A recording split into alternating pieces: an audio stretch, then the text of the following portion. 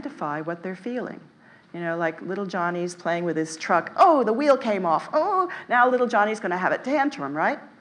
Now, a good mother should go over and say, oh, Johnny, your truck's broken. You must be very angry. So now he knows he's angry. He can put a name to what he's feeling. That's helpful. That's very helpful. And then, you know, she can comfort him as well and tell him, you know, what to do about it. But to label it is what we didn't get taught a lot of the time. Lots of times as children, what we were told was, stop making such a fuss. Be quiet. Go to your room. You have a timeout. I've had enough of this crying. Or we weren't dealt with in a way that allowed us to honor our feelings. We weren't taught how to identify them when they first came up. Now, wouldn't it be better if we could get so good at feeling our feelings inside that we were that much more in tune with ourselves, that we could be more in alignment with our feelings? Now, in order to do that, you need to understand a little bit more about feelings. And what you need to know is that there is no such thing as a bad feeling. There is no negative emotion. All emotions are useful. All emotions are precious. For one thing, the fact that you feel any feeling at all means you're alive. And you do have a choice. People will often say, I have no choice but to be angry. I have no choice but to be sad. I have no choice but to feel grief. You do have a choice. But you need to understand a little bit more about what an emotion is trying to tell you, what its purpose is. And I spend a lot of time on my training courses educating people about feelings. And I've found that hardly anybody ever gets this kind of education about emotions. We just don't get it at school. Our families don't teach it. You know, it isn't even given that much attention in psychology. And I'm trained in emotional intelligence as well. And I didn't even find a clarity about each feeling there, which was surprising. There's lots of good stuff in emotional intelligence, but they didn't actually tell you what the positive intentions of feelings were. And this is just so useful, because when you feel a feeling come up, if you know what it's trying to tell you, then you know what to ask yourself, then you know what to do. So let's have a look. Ah, nice quote. My favorite quote, in fact. This is a very profound statement from our friend Albert Einstein. The most important decision we make is whether we believe we live in a friendly or a hostile universe. And according to that choice, we're going to have a lot of different ideas and feelings. Because if we decide we live in a friendly universe, we're going to have a lot more happy thoughts, and we're going to be more productive and more able to turn things around. If we live in a hostile universe, then everybody's out to get us, everything's negative, and nothing's going to work so easily. Now, we're pretty good at thinking that we do positive intentions, but sometimes we don't get it right. Now, you might be familiar with the whole concept of the adrenaline response.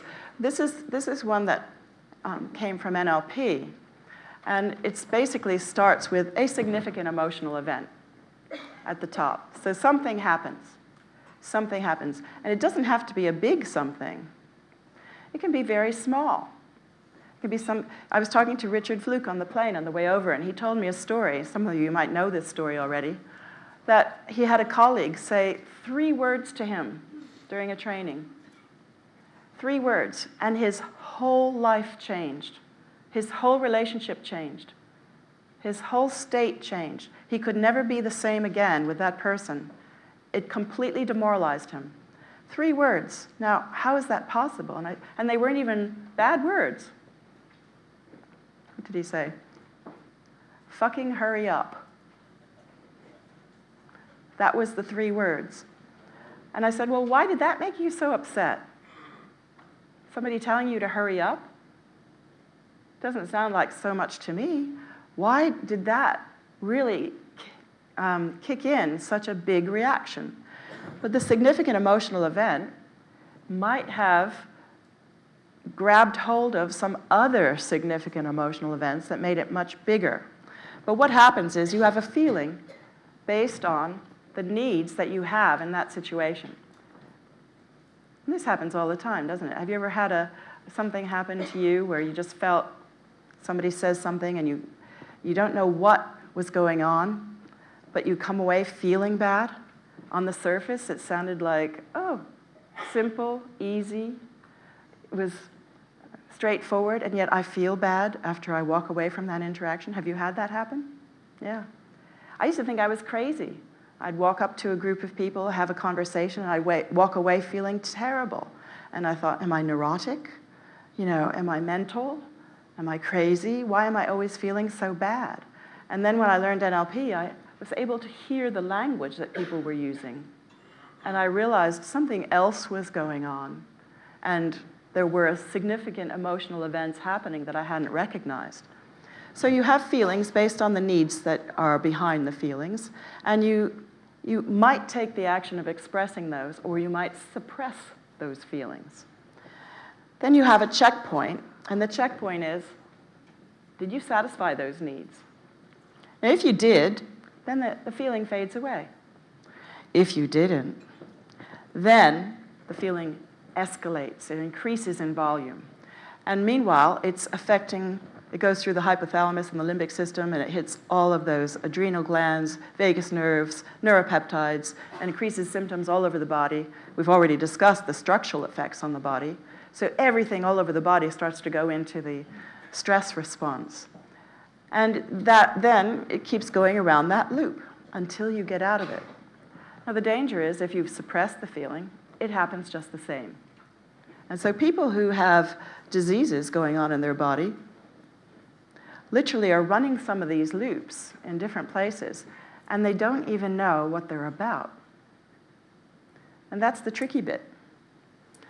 Getting back to finding out what that significant emotional event really was. Because if you could figure out what that was, then you could do something about it.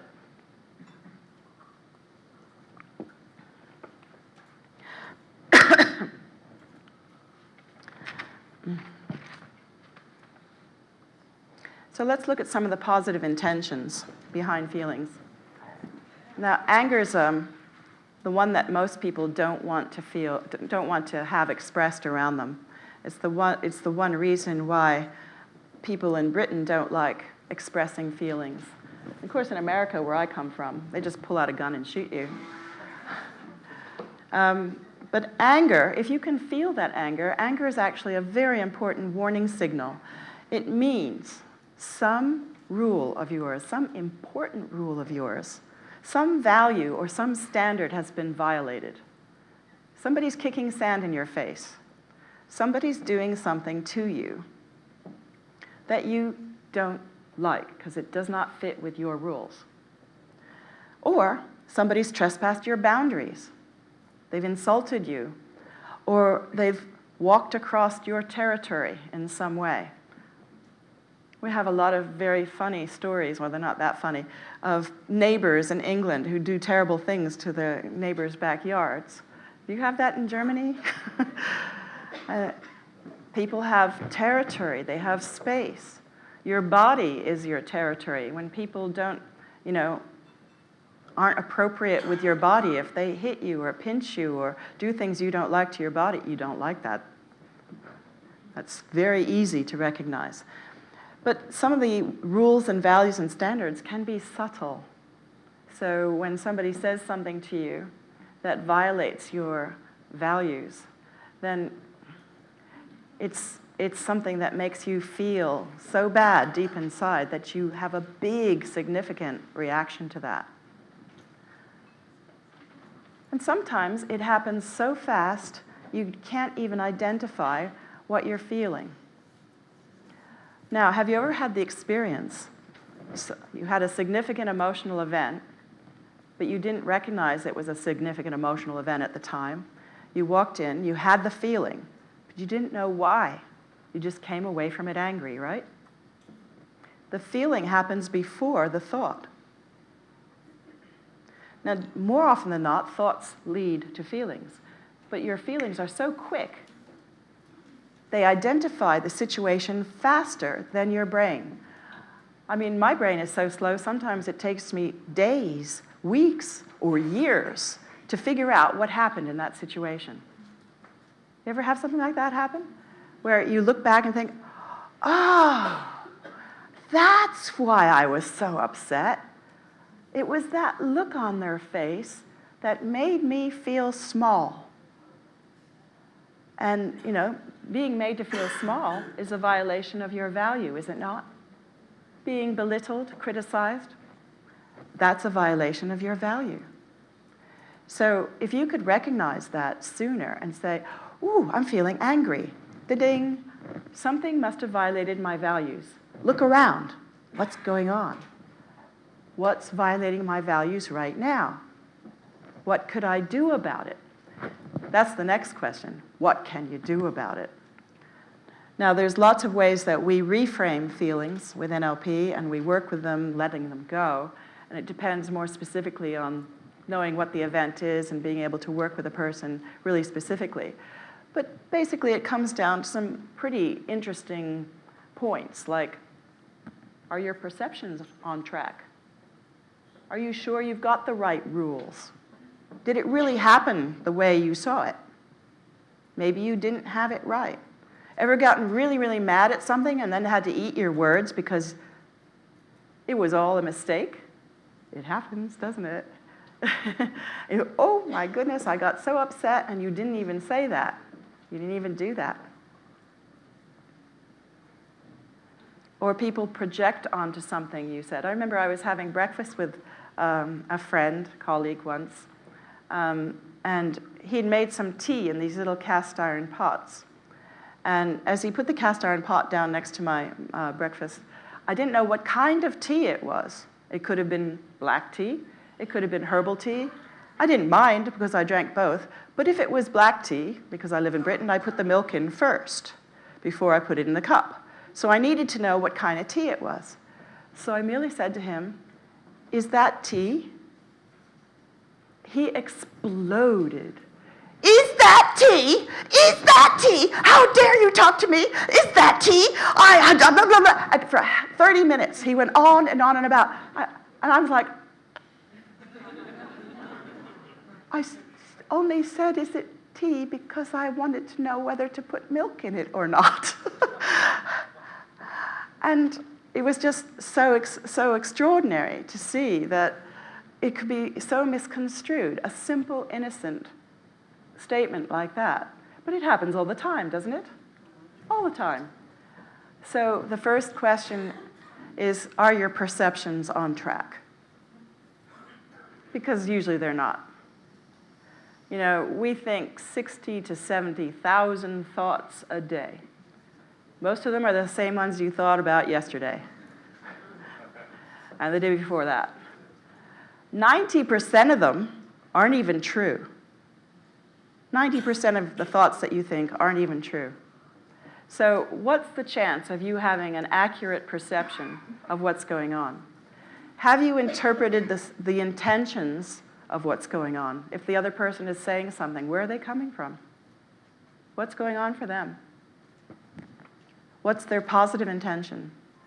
You know, what can you learn from it? What can you do about it? Is there a way to rectify it? Is there some protection that needs to be put in place in this case?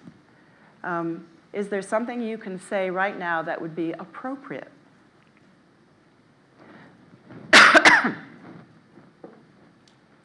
So that's anger. Let's have a look at some more. Fear.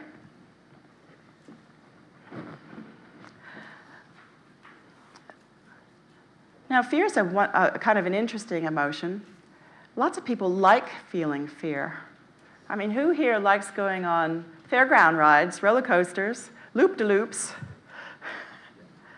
Who likes scary movies? Thrillers? Who reads those thriller books? Some people enjoy feeling fear. Isn't that funny? For those of you who don't. But some people really enjoy it. It gives them a rush. They like that rush. But fear as an emotion, the positive intention of it, is that something negative might happen that needs to be evaluated or avoided. So that's the intention of fear, really. It helps you to prepare mentally and to decide what actions to take. Now, our brains are wired up for fear. It's an unfortunate part of us, but our whole mind, our brain, our mechanism is completely wired up to pick up negative emotions, particularly fear. Why is that? What would happen if you were never afraid? You wouldn't survive very long, would you? So your brain is wired up for survival. So the moment you open your eyes at birth, the very first moment, you look out and you start saying to yourself, is that a friendly face or an unfriendly face? Is this good or bad? Do I like this or not like this? Is this up or down? You know, you're constantly judging because you want to know, is there something to be afraid of here? You cannot stop this. People spend their whole lives meditating on mountaintops to be able to transcend to another level. And they can get beyond it with a lot of work. But most of us, we live in this world where we have to realize our brains are wired for fear. They're wired to pick that out of everything going on. We're more likely to read it negatively than positively. Now, that's not a bad thing. We just have to realize that that's the way it is.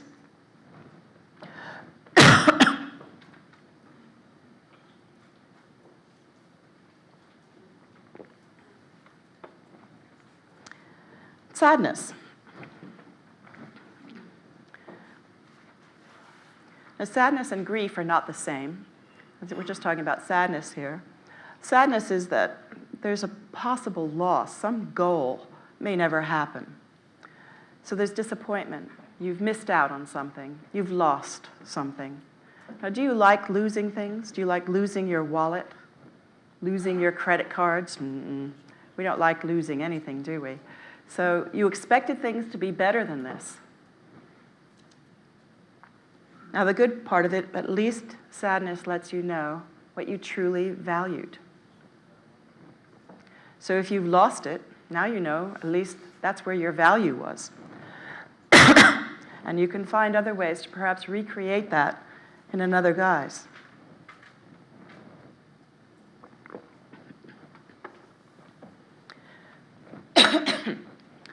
Now, the thing about emotions is that they're kind of like an iceberg. We're not aware of most of the emotions we feel. Right now, you've probably got hundreds of emotions swimming around in you. But you're not aware of them. I mean, as I look out at the room, you all look kind of calm and peaceful. Maybe a little hungover.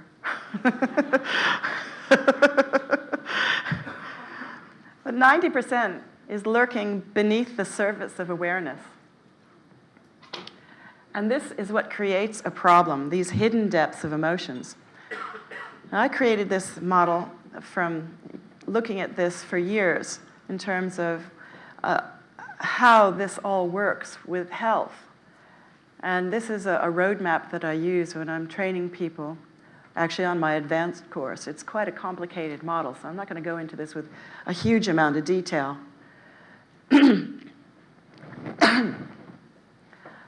But if we look at the top, we start on the top of the iceberg up here. The body is up here. The physical world is this whole area. This is what we're aware of in our whole environment, and our body is part of that environment.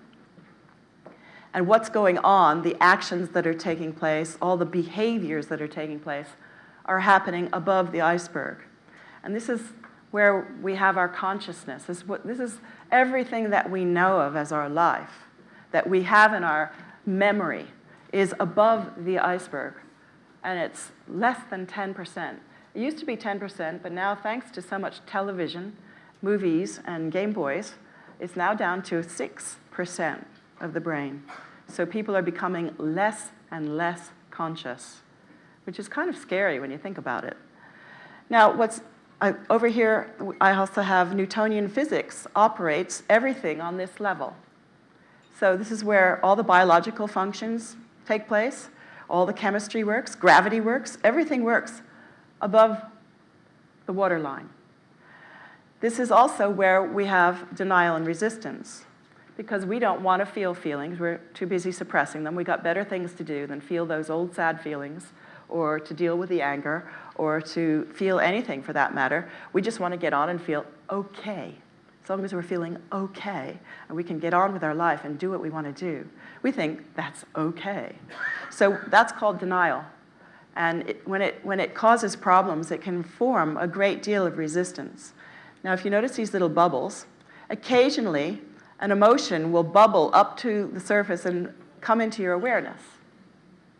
You might be walking down the street, and you see a billboard, and it brings up a memory of an old relationship, your pet dog. You know, something comes into your mind that has a feeling attached to it. And as you're walking down the street, you go from being okay to suddenly going, oh, wonder why I'm feeling so down today. Ever happened to you? It happens all the time, doesn't it? You're very rarely uplifted by those kinds of memories when they bubble up. So anything can trigger you. It could be the tone of somebody's voice. It could be a song on the radio. It could be something you see in a magazine. Anything can trigger some of those emotions to come up. Now, below the level of the water, we have this whole world is ruled by quantum physics. It has nothing to do with the physical world. It has to do with the energetic world. The emotions are just energy. Energy that moves. E-motion, moving energy. And down here we have some of our major emotions: anger, fear, sadness, doubt, and the beliefs and the values and the decisions that are attached to those, that create those,